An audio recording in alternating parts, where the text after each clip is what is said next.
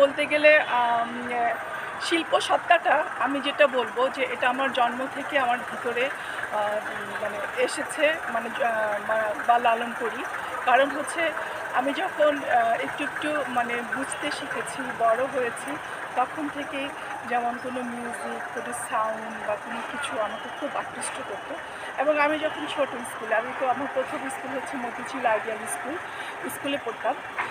তো তারপর হচ্ছে ধানমন্ডি গার্লস। তো আমি যখন স্কুলে পড়তাম তখন দেখা যেত যে স্কুলের কোনো মানে খেলাধুলা বা কিছু, ওখানে দেখা যেত যে আমরা বন্ধুরা ফ্রেন্ডরা নাটক করছি। তো ওখানে সবসময় দেখা যেত যে আমি একটু লম্বা ছিলাম। তো লিড বা মেইন ক্যারেক্টার বা সব ইয়েতে আমি থাকতাম আর কি। তারপর স্কুলের যে কোনো প্রোগ্রামে তখন আমার খুব নাচ ভালো লাগতো, নাচ করতাম, আবৃত্তি করতাম বা উপস্থাপনা যে করতে তখন দেখে আমার ভীষণ ভালো লাগতো। মনে হতো যে আমি যদি করতে পারতাম। তারপর ওখানে যখন নাটকগুলো হতো স্কুলের ছোট বাচ্চাদের ছোট নাটকগুলো, তো ওগুলো তো আমি করতাম।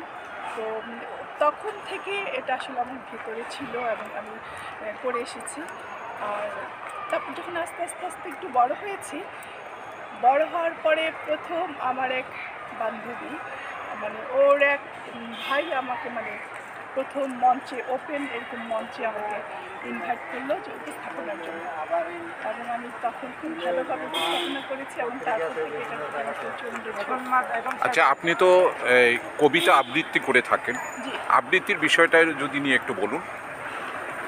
আবৃত্তি আসলে এমন একটা মাধ্যম, মানে মানুষের নিজের ভিতরের সত্তাটাকে বা আমিটাকে এটা এর মাধ্যমে প্রকাশ করা যায়। তো আবৃত্তি আমি যখন কবিতা মানে পড়ি বা ইয়ে করি তখন মানে এটার ভিতরে আসলে আমি ডুবে যাই এবং আমার ভীষণ ভালো লাগে। আমার প্রথম আবৃত্তি হচ্ছে আমি প্রথম কথা আবৃত্তি চর্চাকাণ্ডে, যেটা হচ্ছে ভাস্বর বন্দ্যোপাধ্যায়, ওখানে আমি ভর্তি হয়েছিলাম। আর আমার প্রতিবেশী ছিল রোকেয়া প্রাচী।